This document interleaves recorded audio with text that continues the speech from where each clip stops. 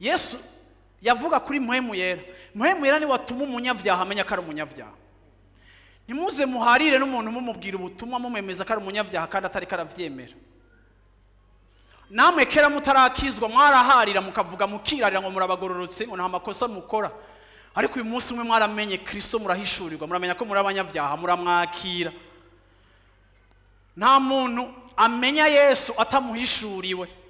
Rero ntimukaje guharira n'abantu batarahishurirwa eta na statut yabo y'icaha kuko ni mpwemu yera hishurira abantu ko ari abanyavyaha.